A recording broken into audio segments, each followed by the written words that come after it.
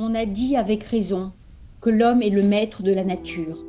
Il a soumis tous les animaux à son empire. Il a transformé, suivant ses désirs, la végétation qui couvre la terre. Il a percé des montagnes, comblé des vallons, creusé des voies dans l'épaisseur des collines, changé les isthmes en voies maritimes et noyé des continents. Il est, en un mot, à la tête de la création inanimée ou vivante. Mais on peut bien admettre, à un moment, cette hypothèse que l'homme aurait pu ne point exister, ou bien encore qu'il aurait pu disparaître par un des cataclysmes dont notre globe a été plusieurs fois le théâtre.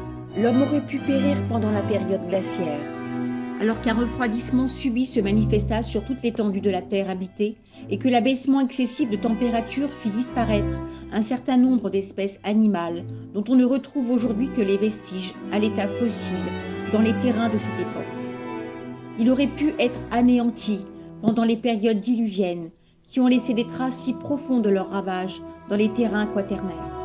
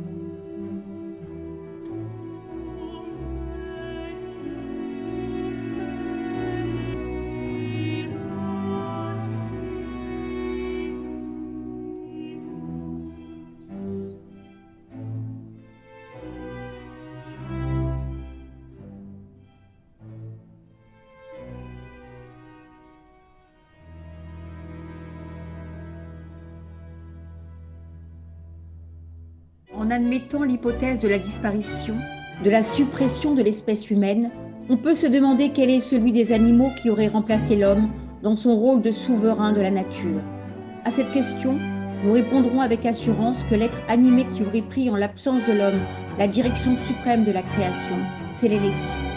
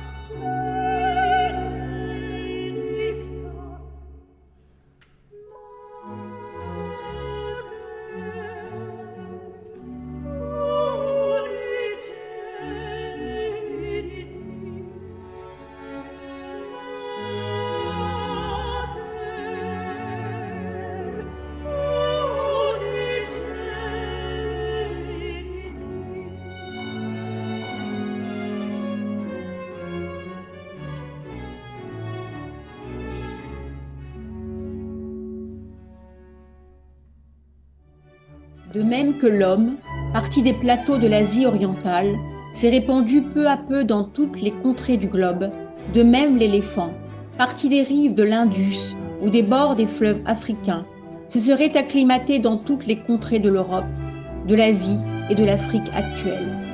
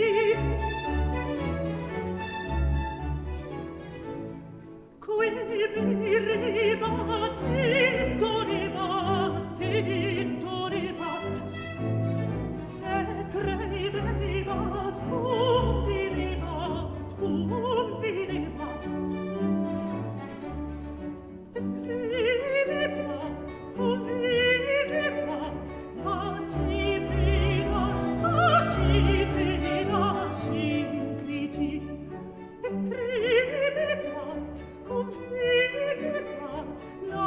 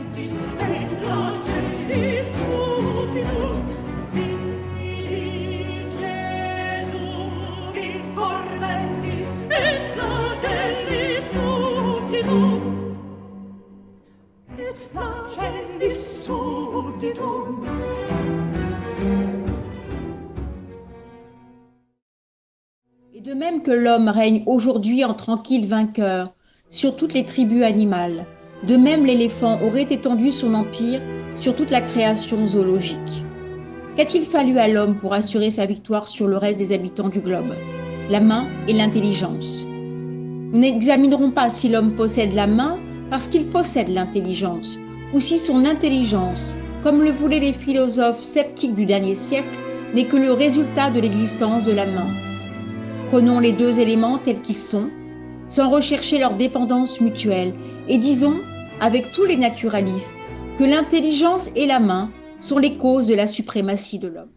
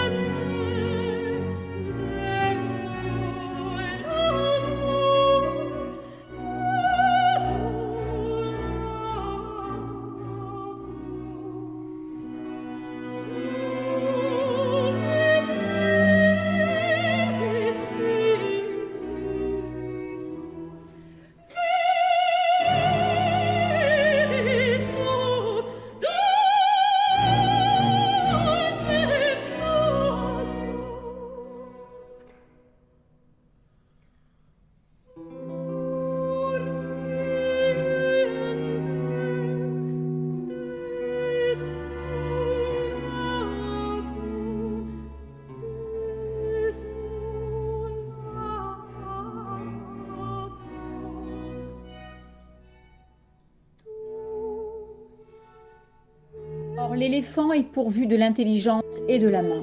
La main est même disposée d'une manière plus commode et plus efficace chez l'éléphant que chez l'homme.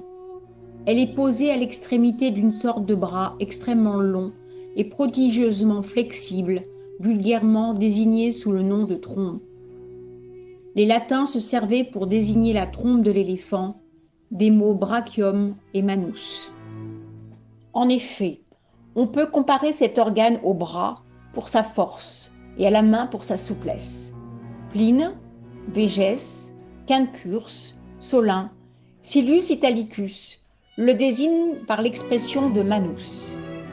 L'expression nasuta manus, dont se sert Casiodore, désigne très bien le double service auquel cet organe est destiné.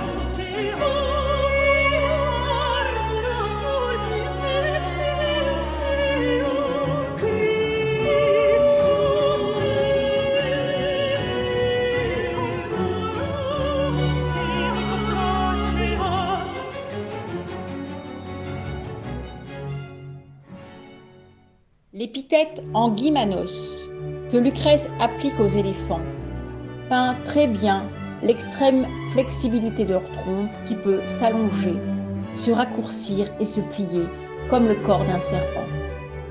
Les Grecs ont aussi quelquefois donné le nom de képh à la trompe de l'éléphant. Ce mot est employé dans ce sens par Diodore, Élienne et Philostrate. La nature a donné la trompe à ce quadrupède en place de la main, dit un poète d'une époque plus récente. Cette assimilation de la trompe de l'éléphant à une main est très juste.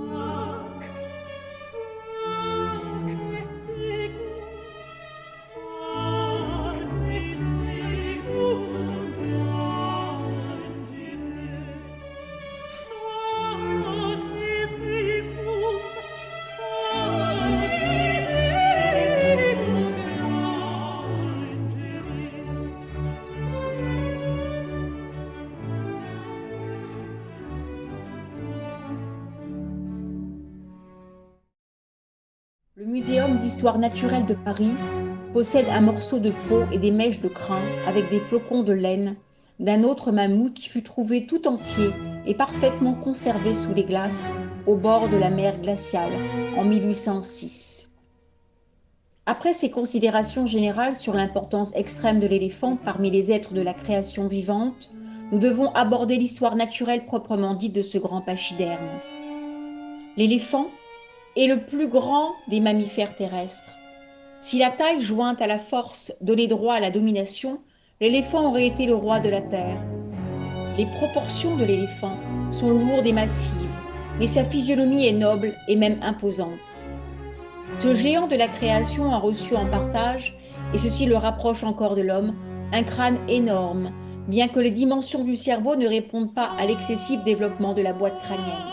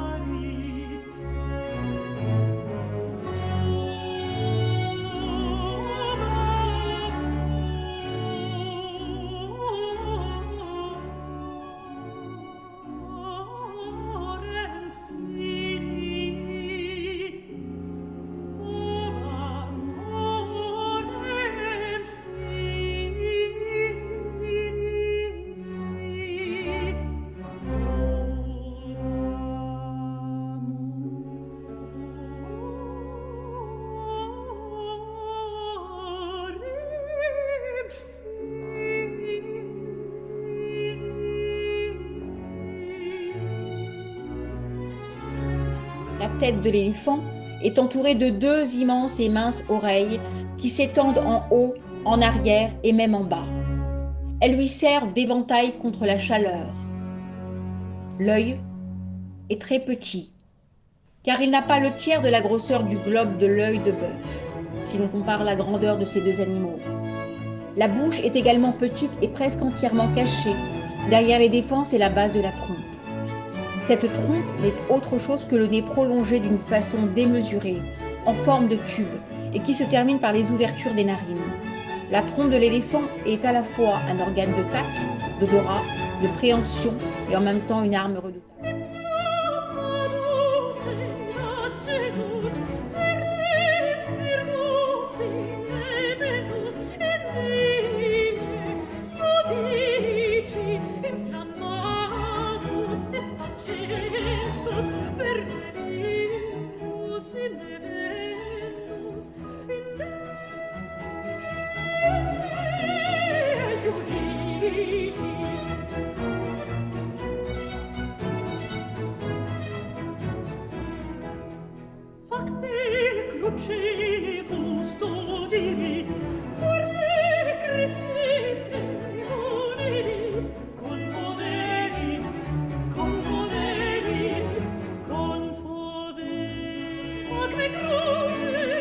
Costruire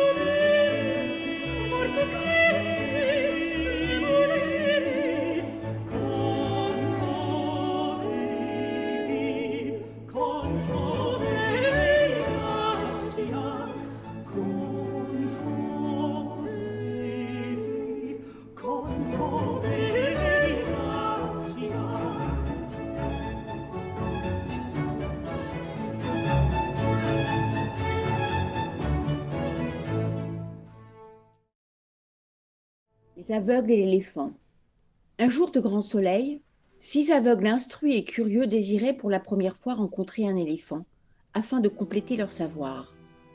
Le premier s'approcha de l'éléphant, et près de son flanc vaste et robuste, il s'exclama : « Dieu me bénisse, un éléphant est comme un mur !» Le deuxième, tâtant une défense, s'écria : « Oh, oh, rond, lisse et pointu. Selon moi, cet éléphant ressemble à une lance. » Le troisième se dirigea vers l'animal, prit la trompe ondulante dans ses mains et s'écria : « Pour moi, l'éléphant est comme un serpent. » Le quatrième tendit une main impatiente, palpa le genou de l'éléphant et décida qu'un éléphant devait ressembler à un arbre. Le cinquième, ayant touché par hasard l'oreille de l'éléphant, dit : « Même pour le plus aveugle des aveugles, cette merveille d'éléphant est comme un éventail. » Le sixième chercha à tâtons l'animal et, s'emparant de la queue qui balayait l'air, perçut quelque chose de familier. « Je vois, dit-il, l'éléphant est comme une corde. » Les 6 aveugles discutèrent longtemps avec passion, chacun défendant sa perception de ce que pouvait être un éléphant. Ils avaient bien du mal à s'entendre. Un sage qui passait par là les entendit se disputer et demanda : « Que se passe-t-il ? Quel est l'objet de vos échanges si passionnés ? Nous n'arrivons pas à nous mettre d'accord sur ce que peut être un éléphant et à quoi il peut ressembler. » Chaque aveugle expliqua sa perception de ce que pouvait être un éléphant. Après avoir écouté chaque aveugle, le sage dit : « Si chacun décrit l'éléphant de manière différente, c'est parce que chacun a touché une partie différente de l'animal. L'éléphant a réellement les caractéristiques que vous avez tous décrites. Et si vous rassemblez l'ensemble des caractéristiques de ce que vous avez donné, vous pouvez avoir une représentation de l'animal dans son ensemble. » « Oh !» s'exclama chacun. Et la discussion s'arrêta net.